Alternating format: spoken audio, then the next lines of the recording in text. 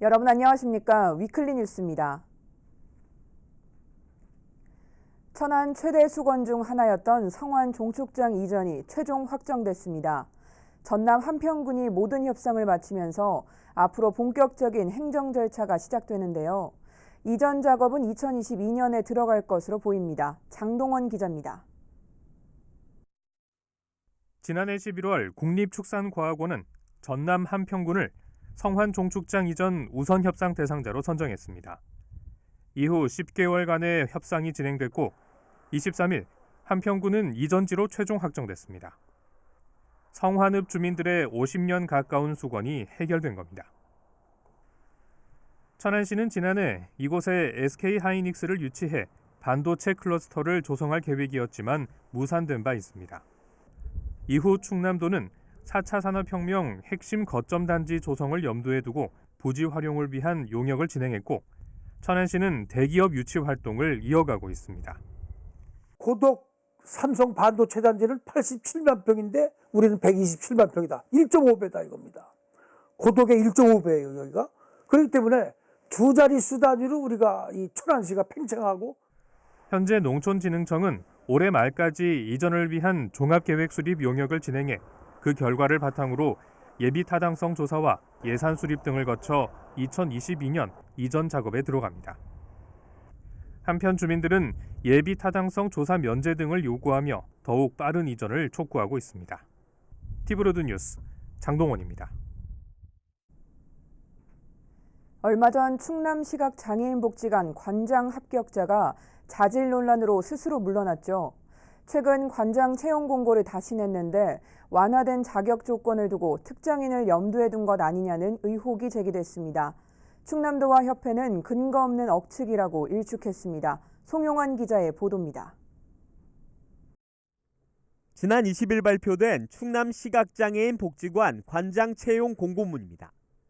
지난달 중순 최종 합격자로 선정된 황하성 씨가 자질 논란으로 사퇴하자 재공고를 낸 겁니다. 한 달여 만에 발표된 채용 공고는 응시 자격 중 도내 거주 기간 항목이 완화됐습니다. 앞서 지난 7월에는 1년 이상의 도내 거주자였지만 이번엔 공고일 현재 주민등록만 되어 있으면 응시가 가능해진 겁니다. 이 같은 소식이 전해지자 일부 시각장애인들은 특정인을 염두에 둔 채용 공고가 아니냐며 반발하고 있습니다. 누군가 지난 한 달 사이 전입신고까지 마쳤다는 확인되지 않은 소문까지 나돌고 있습니다. 반면 이번 공고문을 마련한 충남도와 도시각장애인연합회는 근거 없는 억측이라며 사실이 전혀 아니라고 반박했습니다. 이미 도내 공공기관장의 경우도 대부분 거주 기간에 대한 제한이 없고 복지관도 충남도의 위탁기관인 만큼 기준을 맞춘 것뿐이라는 겁니다. 그런 거는 전혀 없어요. 저는 금시초문이고 기준이 있기 때문에 그 기준을 맞춰가지고 한 거지 관장을 채용함에 있어서. 그러나 같은 날 협회가 낸 장애인 생활이동지원센터장 채용 공고에는 여전히 1년 이상 거주해야 한다는 내용이 명시돼 있어 논란을 부추기고 있습니다. 문제를 제기한 시각장애인들은 의혹이 사실이 되지 않길 바란다면서 10월에 있을 합격자 발표를 예의주시하겠다는 입장입니다. 티브로드 뉴스 송용환입니다. 조국 법무부 장관이 25일 오전 대전지검 천안지청에서 검사와의 대화를 진행했습니다. 비공개로 이뤄진 대화에는 평검사와 수사관 등 30여 명이 참석한 가운데 조 장관은 검찰개혁 방안과 처우 개선을 위한 다양한 의견을 들었습니다. 어떤 주제와 관계없이 솔직하고 허심탄회한 의견을 듣도록 하겠습니다. 그거를 다 수집해서 법무부에 돌아가면 향후 정책 논의 등을 할 때 반영하고자 합니다. 예, 감사합니다. 천안시와 도로교통공단이 천안축구센터 내 운전면허 상설학과 시험장을 열고 운영에 들어갑니다. 지금까지 학과 시험을 치기 위해서는 예산 또는 청주, 대전까지 가야 하는 등 시민들의 불편이 이어졌습니다. 이번 문을 연 천안 상설학과 시험장은 20명의 응시생을 수용하는 시험장과 교통안전교육장, 접수실 등을 갖췄습니다. 시는 매년 1만여 명의 시민을 비롯해 아산과 평택, 세종시 등에서도 시험장을 찾아 연간 12,000여 명이 천안에서 면허 시험을 응시할 것으로 예상하고 있습니다. 제100회 서울 전국체전 이제 열흘 남짓 남았는데요. 대회 기간 잠실 주경기장을 밝힐 성화가 천안과 아산을 통과했습니다. 특히 천안 병천에서는 3.1운동 100주년을 기념해 특별한 성화봉송 행사도 펼쳐졌습니다. 송용환 기자의 보도입니다. 지난 주말 강화도 만이산 참성단에서 체화된 전국체전 성화가 천안에 도착했습니다. 첫 주자는 올해 10살의 탁구 꿈나무인 허엘입니다. 이어 여성과 외국인, 장애인 등 각계각층을 대표하는 14명의 주자가 천안시청 봉서홀에서 용암 사거리까지 2.8km 구간을 이어 달렸습니다. 올해는 전국체전과 3.1운동 모두 100주년을 맞이한 뜻깊은 해입니다. 유관순 열사가 만세운동을 벌인 천안 병천면에선 특별한 성화 봉송 행사도 열렸습니다. 대학생들로 꾸려진 태권도 시범단은 아우네 독립만세운동 기념비 사적지에서 일제에 맞서 성화를 들고 대한독립 만세를 외치는 퍼포먼스를 펼쳐 눈길을 끌었습니다. 살짝 부담감도 있고 떨렸지만 아무나 할 수 없는 거기 때문에 더 잘해야겠다는 생각을 가지고 했고 3.1운동 100주년에 독립운동 사적지에서 유관순 역할을 맡아서 이런 퍼포먼스를 보일 수 있었다는 게 좀 많이 의미 있고 영광스러웠던 것 같습니다. 성화 봉송은 3년 전 전국체전 개최 도시인 아산에서도 이어졌습니다. 시민들은 성화를 박수로 맞이하며 서울 전국체전의 성공 개최와 충남의 선전을 기원했습니다. 서울에서 하는 줄은 사실은 몰랐는데 오늘 이렇게 아산시에서 성화봉송하게 됨을 기쁘게 생각하고 그리고 충남에서 좋은 성과 거뒀으면 좋겠습니다. 이렇게 전국을 순회한 성화는 전국체전 개막일인 오는 4일부터 잠실 주 경기장을 밝히게 됩니다. 이번 대회 47개 전 종목에 출전하는 충남은 지난해 6위에서 한 단계 도약한 종합 5위를 목표로 하고 있습니다. TV로드 뉴스 송용환입니다. 아산시 평생학습관이 100세 시대 스마트 인생이라는 은퇴 설계 프로그램을 개설하고 수강생을 모집합니다. 대상은 45세에서 65세의 아산 시민 40명으로 다음 달 11일까지 선착순 모집입니다. 신청은 아산시 평생학습관 홈페이지에서 하면 됩니다. 강좌는 다음 달 16일부터 매주 월요일과 수요일 총 11회에 걸쳐 운영되며 재무와 건강, 경력 등 전문가들이 강사로 참여합니다. 2019 아산 천안 일자리 박람회가 다음 달 2일 아산 이순신 체육관에서 열립니다. 박람회에는 50여 개의 기업체와 유관기관이 참여해 실제 채용과 일자리 정보 제공 등이 이뤄질 예정입니다. 또 이력서 사진 촬영과 면접 메이크업, 적성 검사 등 다양한 부대 행사도 마련됩니다. 자세한 사항은 아산시 종합일자리지원센터로 문의하면 됩니다. 아산시가 다음 달 25일까지 지역 농협을 통해 쪽파 재해보험을 판매합니다. 올해 처음 진행하는 쪽파 품목 농작물 재해보험은 자연재해로 인한 피해를 보상하는 상품으로 가입액에 따라 피해액의 60에서 90%까지 보상받을 수 있습니다. 보험은 자연재해로 경작을 포기했을 경우와 재해로 수확량이 예상보다 적은 경우 등이 적용됩니다. 아산시 보건소가 이동 검진 차량을 이용해 찾아가는 노인 결핵 검진 사업을 벌입니다. 이동 검진에는 흉부 엑스레이 촬영과 의사 원격 판독이 이뤄지고 정밀 검사가 필요한 경우에는 객담을 채취합니다. 지난 6월부터 현재까지 4,300여 명의 검진자 중 900명이 객담 검사를 실시했고 이 중 6명은 결핵이 확인돼 치료를 받고 있습니다. 충남교육청이 고교 학점제에 대한 이해도를 높이기 위해 도내 15개 시군 학부모를 대상으로 현장 연수를 진행합니다. 고교 학점제는 진로와 적성에 따라 원하는 과목을 선택하고 누적 학점이 기준에 도달하면 졸업을 인정받는 제도입니다. 현재 중학교 1학년이 고등학교에 입학하는 오는 2022년 부분 도입을 시작으로 2025년 본격 시행할 예정입니다. 천안은 다음 달 24일과 11월 21일 두 차례에 걸쳐 실시하고 아산은 11월 21일 한 차례 진행됩니다.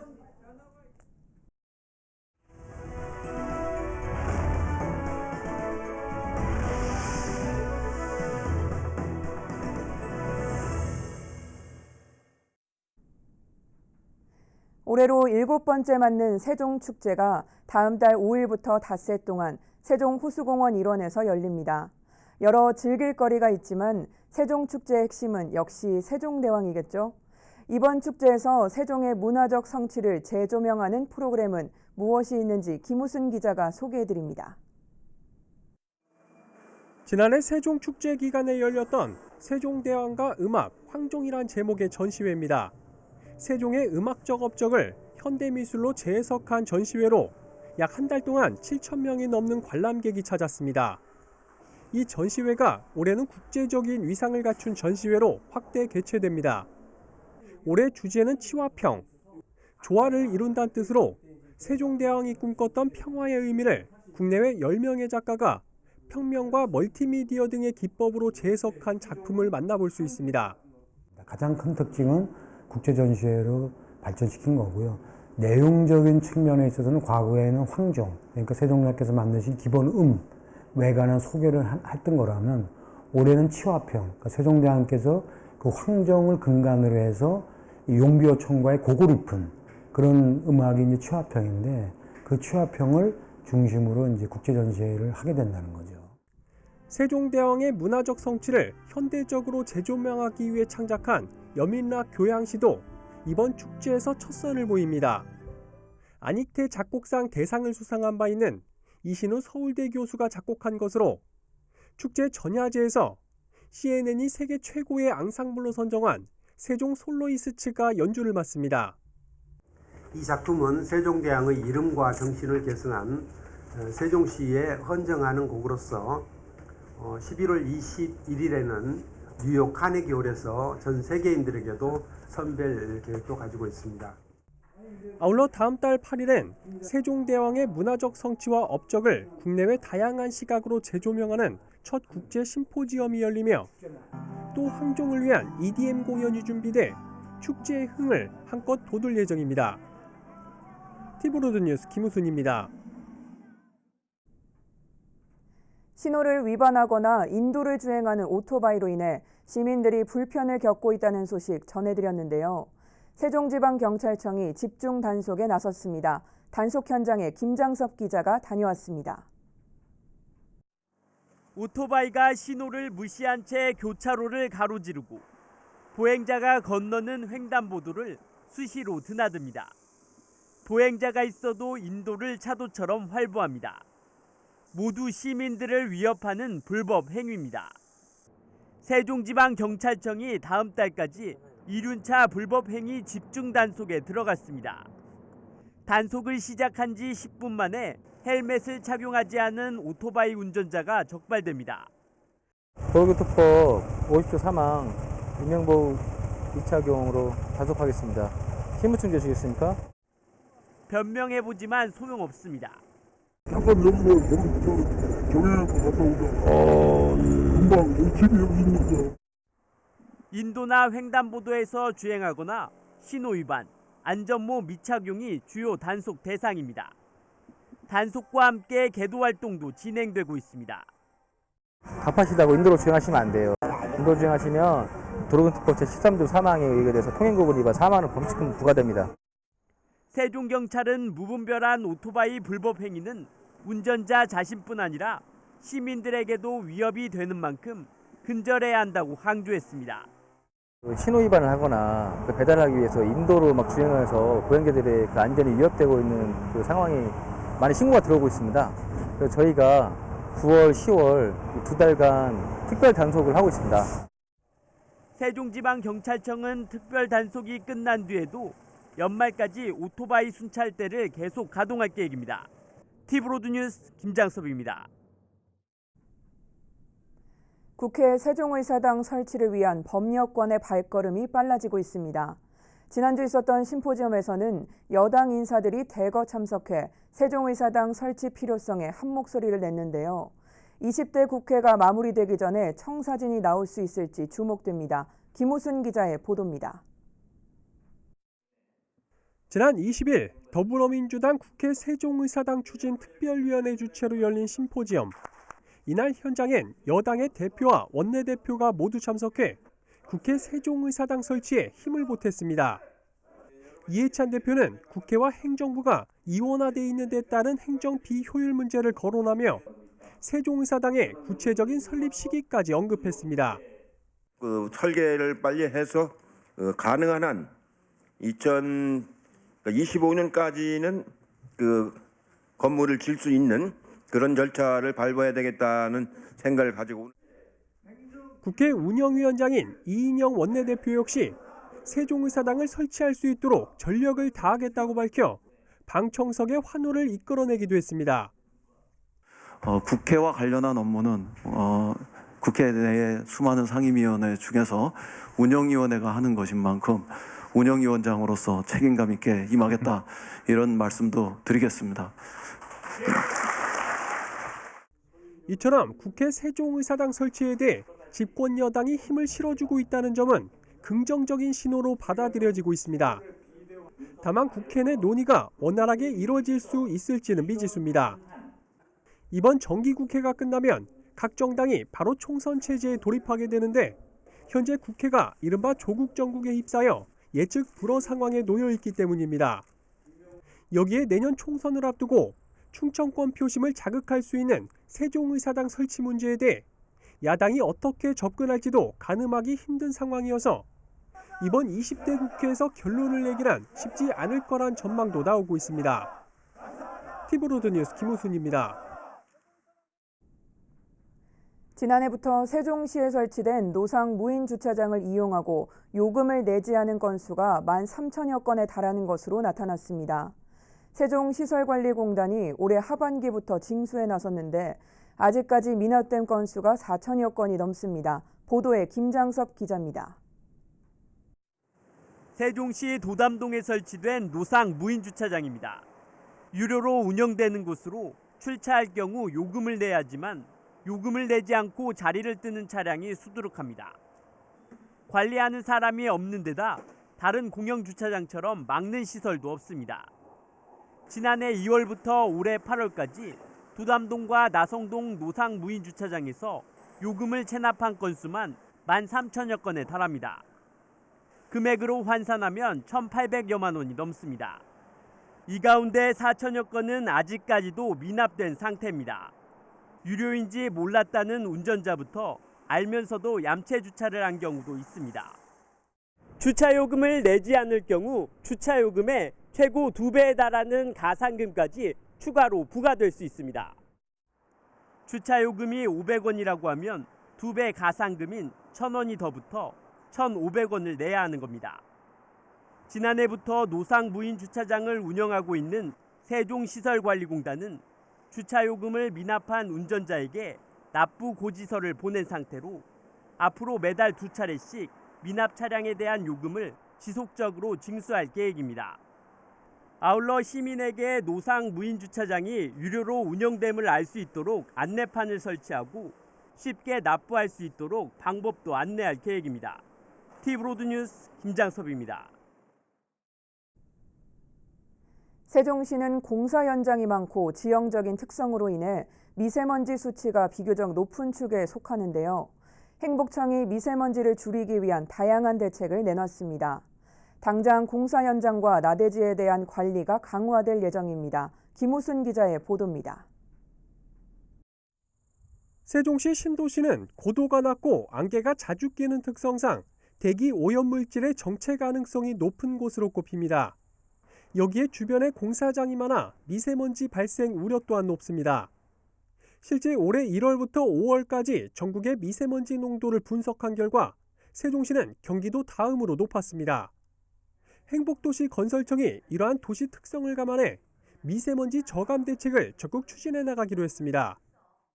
추진단 논의를 통해서 미세먼지 저감을 위한 세부 과제 발굴 및 로드맵 마련 등 추진 계획을 구체화하였습니다.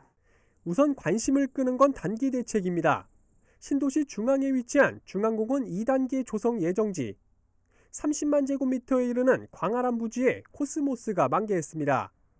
토목공사가 끝나고 본격적인 개발이 이뤄지기에 앞서 코스모스를 식재한 겁니다. 비산먼지 발생을 억제하는 한편 도시 경관도 살리는 일석이조의 효과를 얻고 있습니다. 이처럼 개발이 이루어지지 않고 장기간 방치되고 있는 나대지에 대해선 앞으로도 잔디나 코스모스와 같은 초화류를 지속적으로 식재해 나간다는 계획입니다. 부지조성공사가 한창인 6-3 생활권. 이곳을 오가는 공사 차량은 터널식 세륜 시설을 지나야 합니다. 기존의 바퀴만 닦던 방식에서 벗어나 차량 전체를 씻어주기 때문에 차량에 의해 외부로 나가는 미세먼지가 줄어들 수밖에 없습니다. 행복청은 이러한 시설을 다른 공사장에도 확대해 나가는 등 공사 현장에서의 비산먼지 발생을 최대한 억제할 계획입니다. 부지조성공사 현장에 대한 표면 경화제 살포, 터널식 세륜시설 설치 등을 통해 비산먼지 발생을 억제하고 미세먼지 비상저감 조치 발령 시 공사시간 단축 및 살수차 운영 등 조치 사항에 대한 이행 여부 점검을 강화하겠습니다. 아울러 중장기적으론 미세먼지를 줄일 수 있는 도시계획 수립이나 건축 설계 접목을 비롯해 신재생에너지와 친환경차 보급 확대 등 다양한 정책을 적극 발굴 추진해 나가겠다고 밝혔습니다. TV로드뉴스 김우순입니다. 세종시가 시민들의 의견을 반영한 세종형 고령 친화 도시를 만들기 위해 타운홀 미팅을 개최합니다. 타운홀 미팅은 다음 달 7일 오후 2시부터 정부 세종 컨벤션센터에서 열리며 세종시는 고령 친화 도시 조성 추진 계획을 발표하고 시민들의 의견을 수렴하게 됩니다. 참가 신청은 세종시 홈페이지를 통해 신청서를 내려받아 이메일을 보내거나 읍면동 주민센터로 하면 됩니다. 이상으로 뉴스를 마칩니다. 시청해주신 여러분 고맙습니다.